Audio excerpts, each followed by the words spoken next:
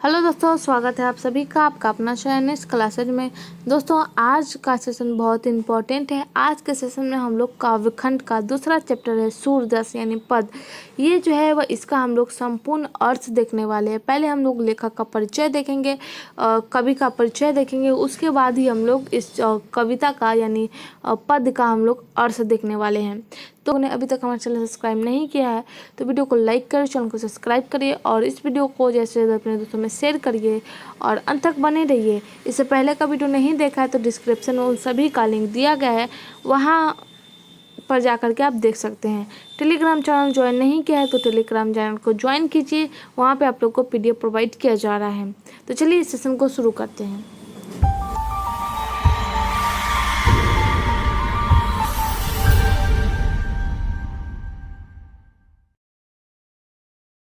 हम लोग देखने वाले हैं पद। तो चलिए सबसे पहले हम लोग देखते हैं लेखक कवि का परिचय। तो सूरदास का जन्म जो है वह 1778 ईस्वी के आसपास माना जाता है कि इनका जो अनुमानित किया गया कि 1478 के बीच में इनका जन्म हुआ था। इनका जो है जन्म स्थान जो है वह दिल्ली के निकट सीही नामक गाँव के रहने वाले थे। दिल्ली के निकट में सीही नामक गांव है, वहाँ के ये रहने वाले थे। इनका निवास स्थान जो है वो ब्रज क्षेत्र में गाँव घाट वृंदावन में था। इनका क्या निवास स्थान वृंदावन, ये जो है वह इनका निवास स्थान है। और एवं जो ग्राम हो जाएगा पारसोली हो जाएगा। तो इनका जो है वो जन्म स्थान जो है वह दिल्ली के निकट सीही नामक गांव में था और इनका निवास स्थान जो था वो वृंदावन में था। इसके अलावा इनके गुरु जी का नाम जो था वह महाप्रभु वल्लभाचार्य थे। इनके रुचि जो थी वो पर्यटन, सत्संग, कृष्ण भक्ति और वैराग में ही रुचि लेते थे। ये जन्म से अंधे थे, बड़े होने पर दोनों आंखें जाती रही हैं। इनकी जो प्रमुख रचनाएं हैं वह रचनाओं में जो है पहला सूरदास है, दूसरा साहित्य लहरी, राधा रसकेली और सूर सारावली इत्यादि। ये सब जो इनकी प्रमुख रचनाएं हैं। इनकी जो मृत्यु है वो 1583 ईस्वी में हो गई थी। तो इनका जो जन्म हुआ था वो 1478 ईस्वी में हुआ था, निधन 1583 ईस्वी में। इनका जन्म स्थल जो था वो दिल्ली के निकट सीही नामक गांव में था। निवास स्थान जो था वह गाँव घाट, वृंदावन एवं पारसोली गाँव में ग्राम था। तो इनकी जो रुचि थी वो कृष्ण भक्ति, वैराग यही सब में थी। इनकी जो प्रमुख रचना है वह सूर सागर, साहित्य लहरी, राधा रसकेली, सूर सारावली, ये सब जो है इनकी प्रमुख रचनाएं। इनकी मृत्यु 1583 ईस्वी में हुई। तो चलिए अब हम लोग देखते हैं पाठ परिचय। प्रस्तुत पाठ दोनों पद सूरदास रचित सूर सागर से लिया गया है। इस पद में सूर की काव्य और कला से संबंधित विशिष्ट प्रतिभा की अपूर्ण झलक मिलती है। प्रथम पद में दुलार भरे कोमल मधुर स्वर में सोए हुए बालक कृष्ण को भोर होने की सूचना देते हुए जगाया जा रहा है और द्वितीय पद में पिता नंद की गोद में बैठकर बालक श्री कृष्ण भोजन करते दिखाया गया है। तो ये जो था हम लोग का पाठ परिचय था, इसके अंदर हम लोग यही पढ़ने वाले हैं। तो चलिए इस सेशन को आगे देखते हैं। तो पहला पद में जो है वह दिया गया है, जागे ब्रजराज कुंवर, कंवल सुकुम फूले, कुमुद वृंद संकुचित भय भृंग लता भले। तो इसमें बोला गया कि जागिए ब्रज कुमार, ब्रज के राजकुमार अब जाग जाओ।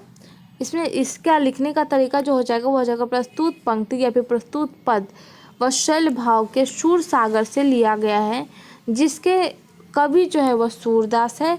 ये अपने स्नेह मृत भाव प्रदर्शित कर रहे हैं। माता यशोदा अपने पुत्र कृष्ण को सुबह होने पर जगा रही है।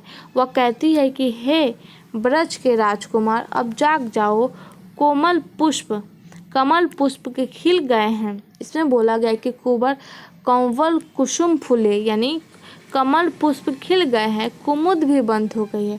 कुमुद वृंद संकुचित यानी कुमुद किसे बोलते हैं, वो कुमुद जो रात्रि में ही खिलते हैं, इसका संबंध सिर्फ चंद्रमा से ही है।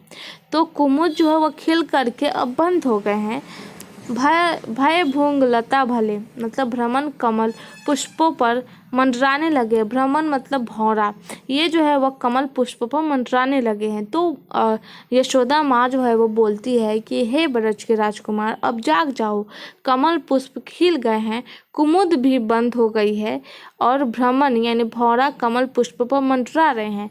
तो इस ये जो दोहा है, ये जो लाइन है, इसमें बोला गया कि जागिए ब्रजराज कुंवर, कंवल कुसुम फूले। साफ साफ इसमें कहा गया है कि कमल पुष्प खिल गए हैं, कुमुद वृंद संकुचित, भय भूंग लता भूले।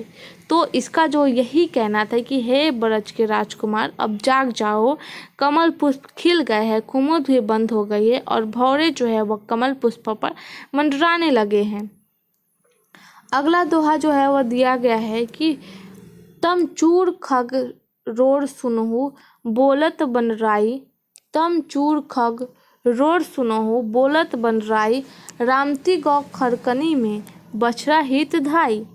तो इसमें जो है वह पद जो है वह शैल भाव के हैं, सूर सागर से लिया गया है। सूरदास जो अपना स्नेह भाव को प्रदर्शित करे, माता यशोदा अपने पुत्र कृष्ण को सुबह होने पर जगा रही है। वो कहती है हे ब्रज के राजकुमार, अब जाग जाओ।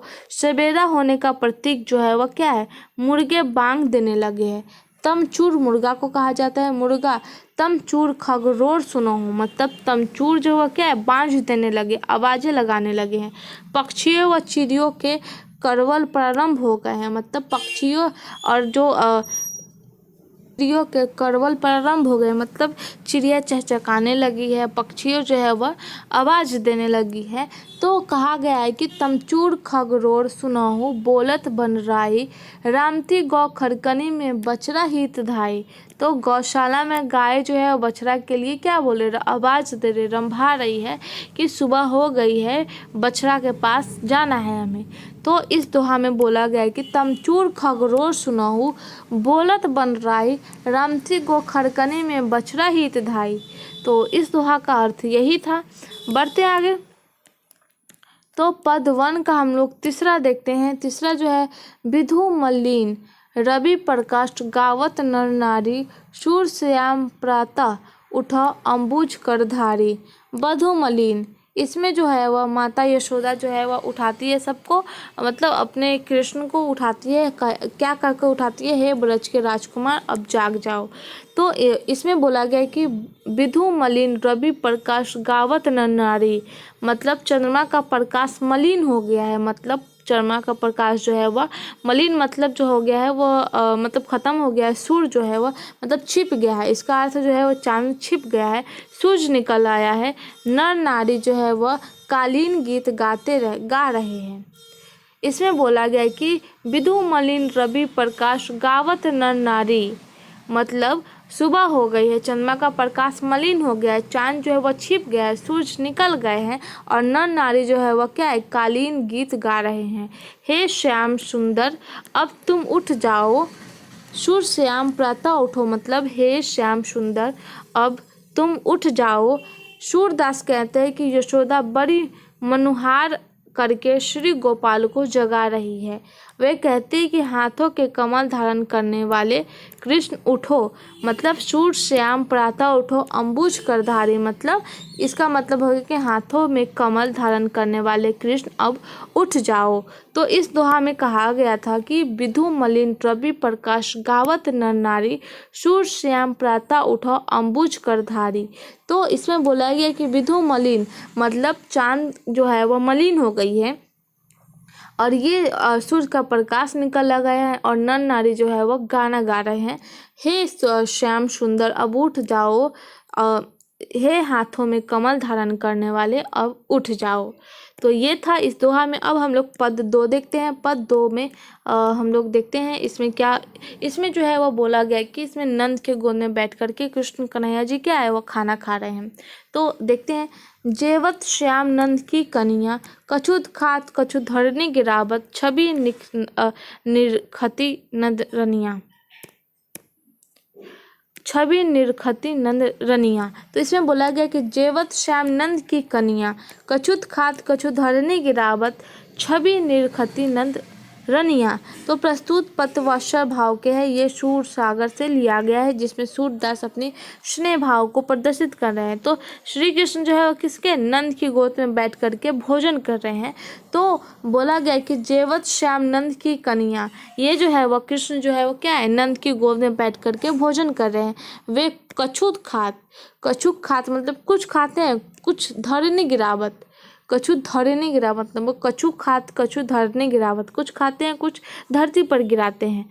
पर इन मनोरंजन दृश्य को नंद की रानी जो कि माँ यशोदा है वो देख रही है। तो इसमें बोला गया कि जेवत श्याम नंद की कन्या, कछुत खात कछु धरने गिरावत, छवि निरखती नंद रनिया।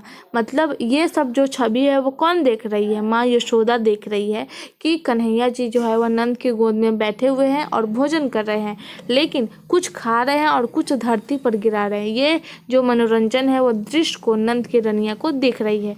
दृश्य की रानी जो कौन है, माँ यशोदा है, वह उन्हें ही वही देख रही हैं। अगला दोहा देखते हैं।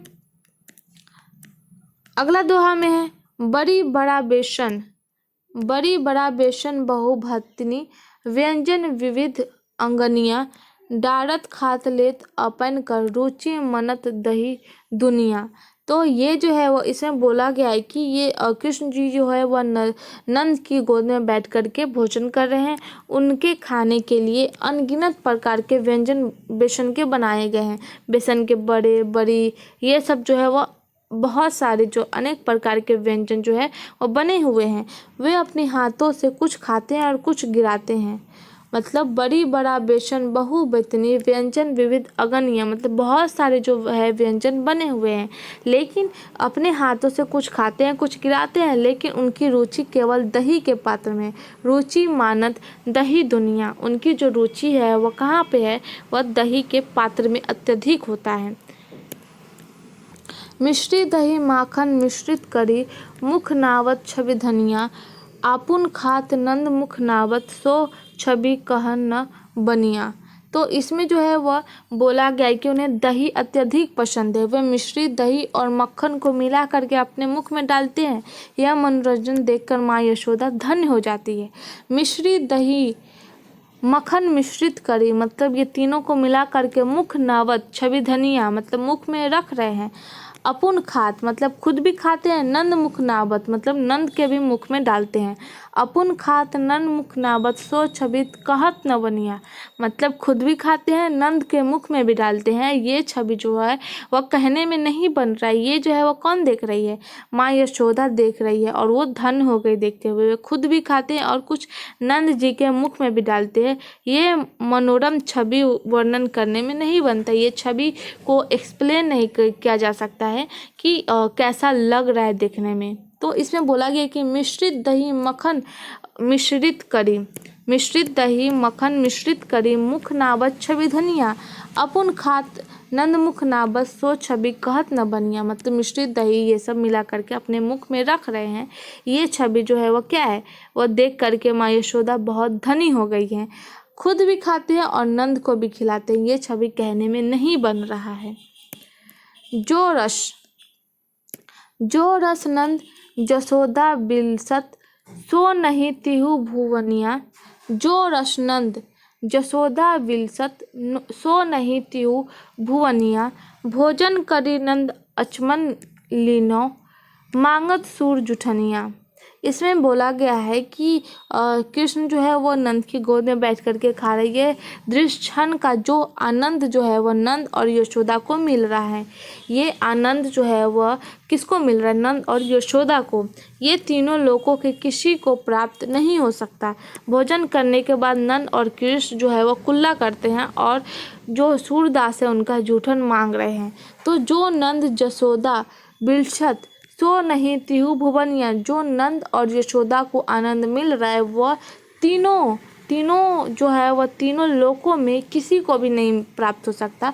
भोजन करी नंद अचमन लीनो, मतलब भोजन करने के बाद कृष्ण क्या गए, नंद जो है वह कृष्ण को लेकर के गए उनको कुल्ला कराने के लिए। तो कुल्ला कर रहे हैं तो उस समय सूरदास जो है वह उनकी जूठन मांग रहे हैं। तो इस दोहा में यही सब था। तो आई होप आज के लिए बस इतना ही। चैनल पे आप नए हैं तो वीडियो को लाइक करिए, चैनल को सब्सक्राइब करिए और इस वीडियो को जैसे अपने दोस्तों में शेयर करिए। नेक्स्ट सेशन में हम लोग इस चैप्टर का MCQs देखेंगे और इससे जो भी क्वेश्चन बनेंगे वो हम लोग देखेंगे, तो अंत तक बने रहिए।